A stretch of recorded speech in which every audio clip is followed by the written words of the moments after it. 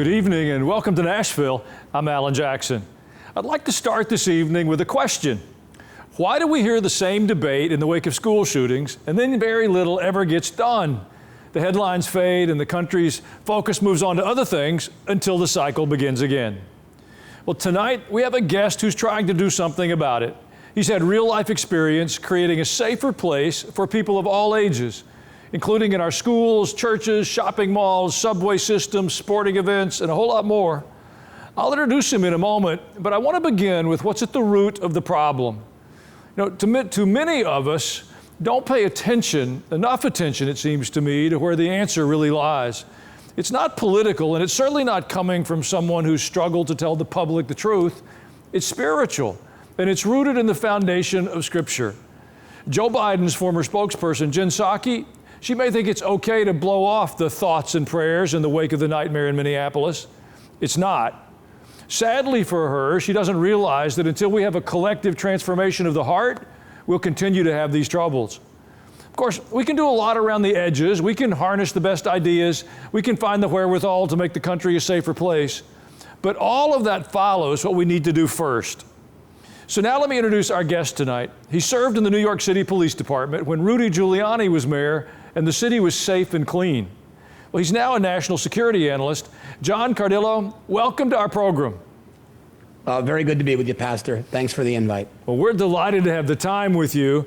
Let's start with something that worked, that you were part of firsthand when Mayor Giuliani decided that he was going to clean up New York City and make it a great destination for everyone. What tools did he give you, and what really worked?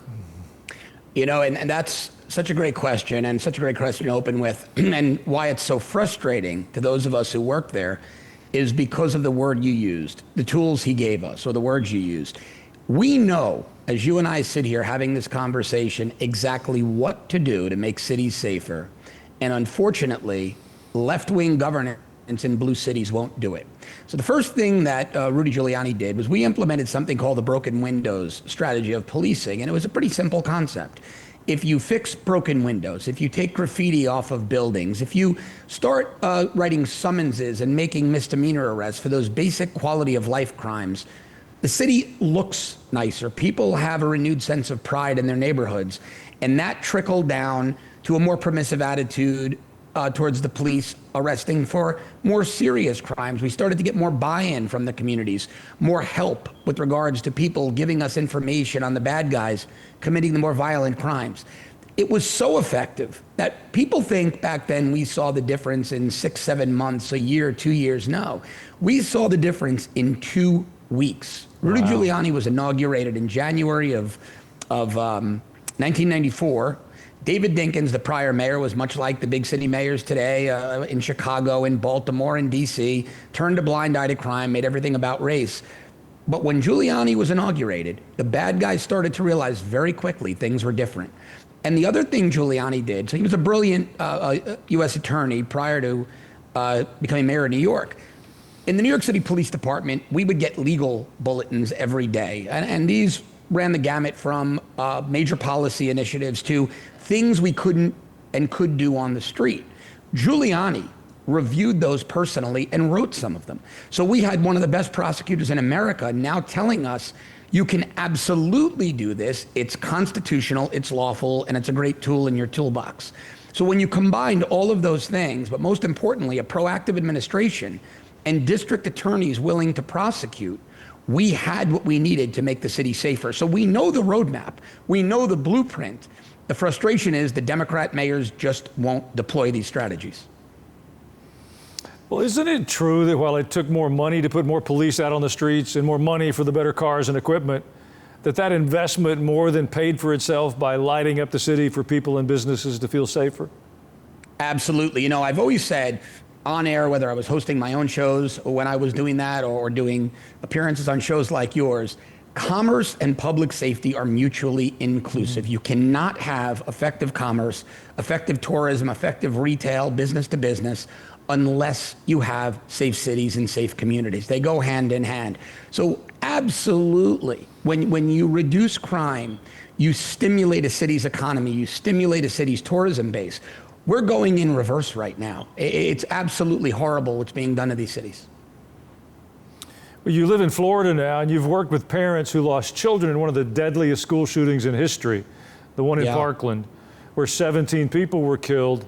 So you've studied the issues of how to keep the places we gather in more safe. Tell us what's worked at that level and what can be done to protect our children now. Yeah, so two of my very good friends are Andy Pollack and Ryan Petty, and both lost children in the Stoneman Douglas shooting. The name of the school was Marjorie Stoneman Douglas in Parkland, Florida. It's about 25 minutes northwest of downtown Fort Lauderdale. And both of those guys did something that drove the left nuts, Alan. They came out in vehement defense of the Second Amendment. Their position was, if there were more armed personnel in these schools, and we saw the absolutely abysmal response by the Broward County Sheriff's Office that day, and I can go on, we can do a whole show on that, but fortunately they've purged those people and there's new leadership. But they understood that, police are reactive. I don't care if it's the quickest police response time in the history of the United States of America. Someone still needs to call 911. They still need to get basic information, the dispatchers, from the caller. They still need to get that information to the police dispatcher, who then needs to get it to the responding patrol officers. That takes time. Armed, trained personnel in schools takes no time at all. And so many law enforcement officers retire and become teachers. But because of these archaic, and I think ridiculous policies in many schools, they cannot be armed in the classroom. Now think about how ludicrous that is for a moment, Pastor. Somebody serves 30 years in a police department. They retire, and a few days later, they take a job as a teacher. They're no longer allowed to be armed. A week prior, they could have been responding armed to stop a school shooter in the very school in which they're teaching. But once they hand those retirement papers in, they can no longer do that. Many states have reserve and auxiliary police officers who are armed. You wouldn't know the difference if you saw them on the street. They teach. I've got a very close friend here in Florida. He's a college professor and a deputy. But when he's in the classroom, he cannot be armed. And I think that is ludicrous. So I think we need more first responders in schools. But let's also give those military veterans, those law enforcement veterans, taking those jobs in retirement, the ability to be armed, and they'll gladly go through training every 6 months, every year. But now we have trained military and law enforcement people in the buildings who can stop these active shooters in real time. Again, we know how to do it. It's just very frustrating that many won't. John, have you had these conversations with politicians? How do they respond? All the time. Yeah, all the time. And so predictably, the conservative ones are on board. I had this conversation with Governor DeSantis here in Florida and the Attorney General Utmeyer, a good friend of mine. They get it. But unfortunately, we have Democrats and we have very, I'll say, squishy Republicans in our legislature who are still listening to the teachers' unions, one of the most radically far-left institutions in America, and we can't get enough legislative buy-in to implement these policies. Well, John, there's a lot more security questions I'd like to ask. Can you stay with us for another segment? Sure. Well, during the break, you can take a moment and go over to ajnow.com and see what's available. If you'd like to send me your feedback on what we're doing, there's an easy way to do it right there. We'll be back in just a moment.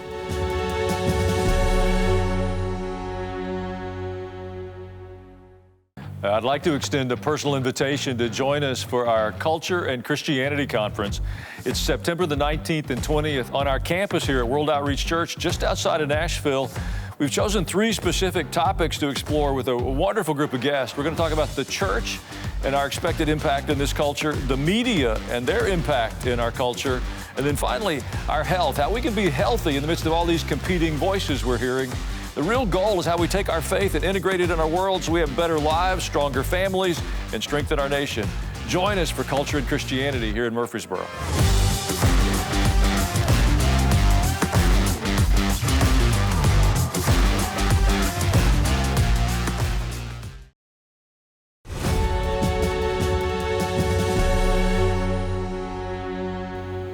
We're back now with security analyst and former member of the NYPD, John Cardillo.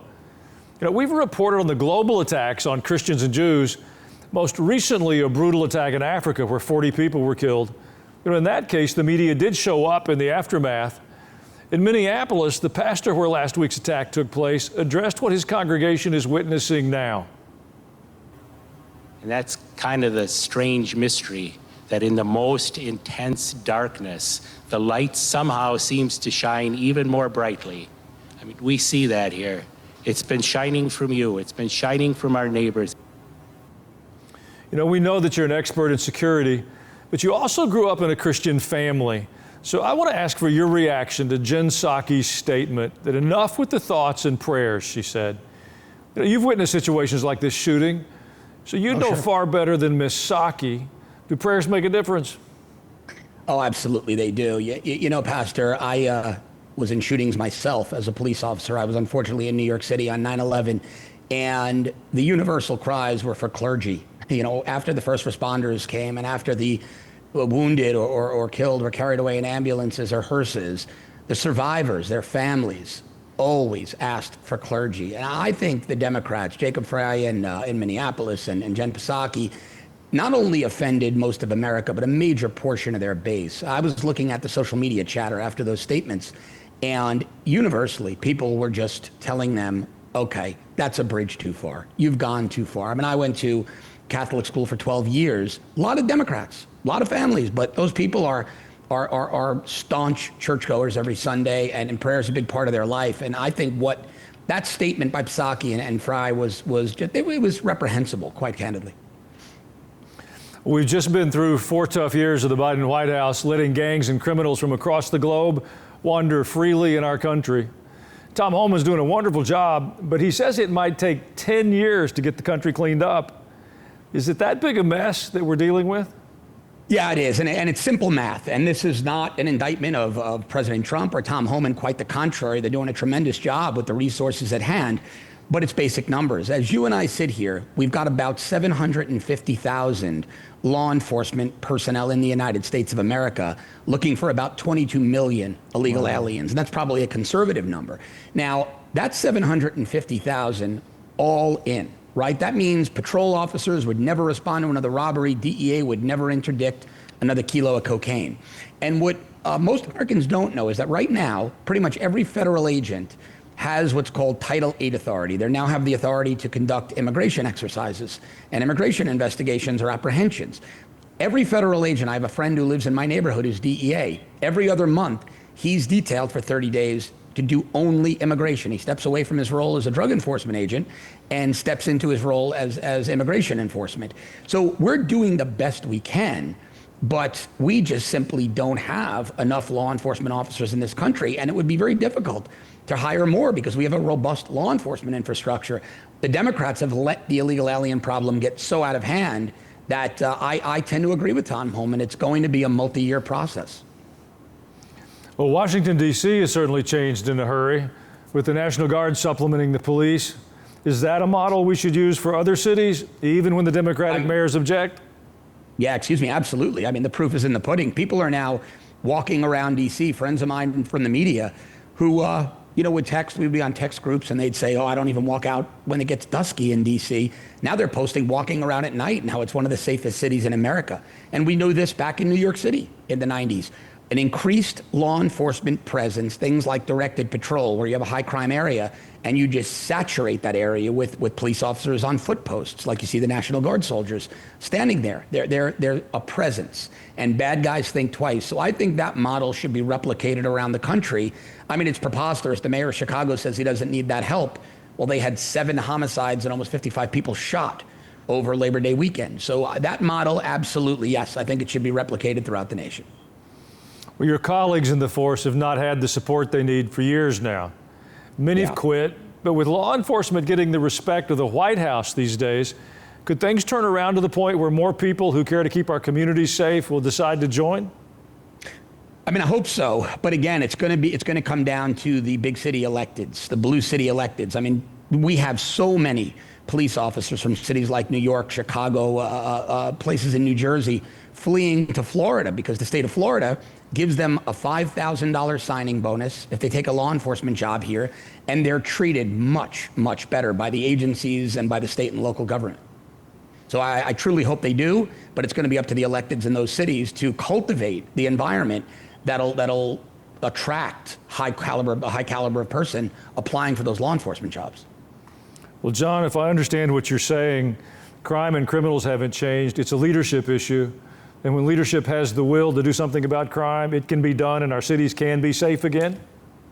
100%. And it's like I said, Pastor, it could be a 2-week to 1 month fix. This is not a heavy lift. We have the blueprint, we have the architecture.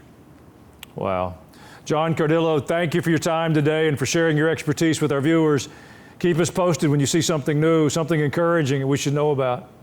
Will do. Thanks very much. Pleasure to be with you. In a moment, the hope that exists in all of us. I'll be right back.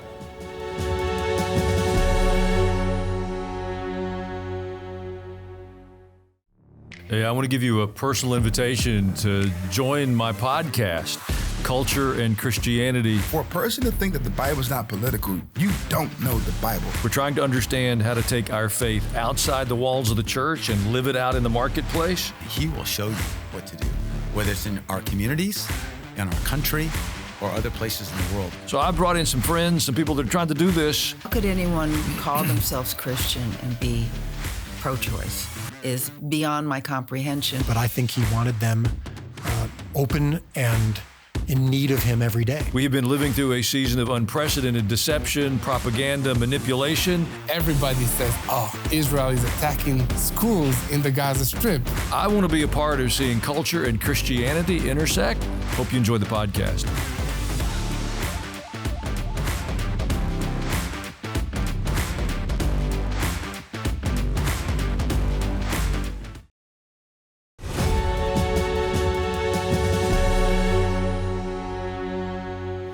You know, I don't think it's any secret that we're a nation in need of healing. But the way that happens, it begins in our hearts. As we turn our hearts to the Lord and we choose Him, then we see those expressions of His power, His mercy, and His alignment coming into our lives, which then gets reflected in broader ways into our communities, our states, ultimately into our nation. And it's not fundamentally a political change we need, it's a heart change.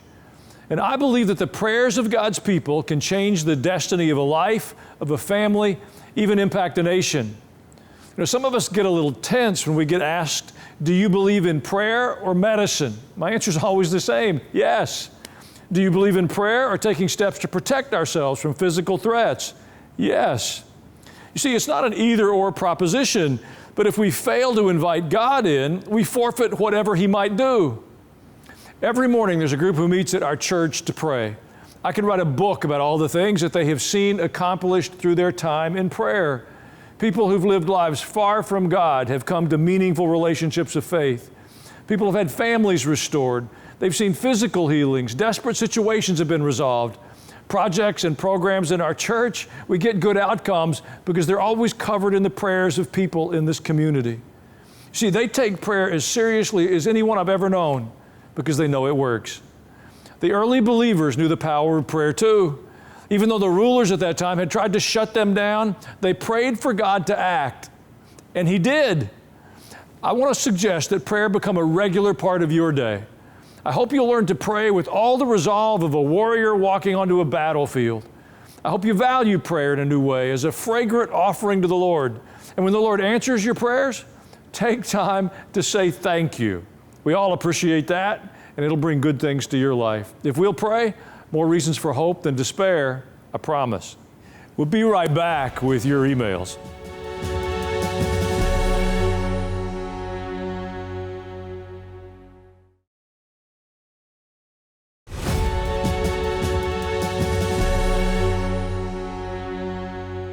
Thank you for spending a few minutes of your day with us. If you ever miss an episode live, you can always go to ajnow.com. There's a full archive there. You can watch them at your leisure, easy to share with a friend. The more the merrier. And thanks for your emails. They're always a highlight. Kristen commented on the episode with George C. Always good to hear wise, good news from my fellow Texan, George C. Greatly appreciate George's economic wise counsel. He explains it concisely and creates a calmness for those of us without an MBA. Well, Kristen, Tennessee and Texas have been working together for a long time. I agree. I appreciate George's help. Kristen in Pennsylvania emailed, wow, what an informative program with Congressional Representative Davidson from Ohio. Kudos to you for being so well informed. But the info revealed tonight is mind-boggling. Please keep these topics in the front of the public's eyes. Thank you for your research team. Lots of revelatory information in tonight's episode. Well, Kristen, I discovered something. I don't have to be clever. I just need smart friends. And the team here at AJ Now, a lot smarter than I am. J.W. Nelson from Colorado remarked, "You're a great example for the rest of us of what it means to be bold outside of the church walls." Looking at some of your messages, when truth is so hard to come by in our current culture, I'm reminded of the great author C.S. Lewis for an excerpt from Mere Christianity. "If it's truth you seek, in the end you may find comfort. However, if it's comfort you seek, in the end you'll find neither comfort or truth, only soft soap, wishful thinking." I believe Jesus came to testify to the truth. Well, JW, I agree with you. It's time for us to choose the truth. You know, the truth is being presented in the public square in a way that we haven't seen for decades. Now we have to care enough to pay attention and choose to believe it and then act upon that truth. The point of truth being revealed is to enable us to change our behaviors. It's not just snack food that we can watch and then go on our merry way. We're in a season where an opportunity for change is being presented to us. I pray we'll accept it. Lauren J. wrote in, "I started with you in mid-January in Matthew. I finished the New Testament and Old Testament, and I am back in Matthew and continuing." Wow. If you haven't joined us in our Bible reading plan, let me give you a personal invitation. You can just go to the apps or the websites. There's daily portions with about a 15-minute investment of time every day. We can read through the entire Bible in a year. You'll get to know something of the character of God, what God is doing in the earth, how to understand and interpret what's happening. You won't understand everything you read. I don't understand everything I read or hear in the news, but I keep reading and watching. I want to learn. Join us in reading your Bible. It'll change your life. Well, again, thank you for spending some time with us. I'm Alan Jackson, and you have a wonderful evening.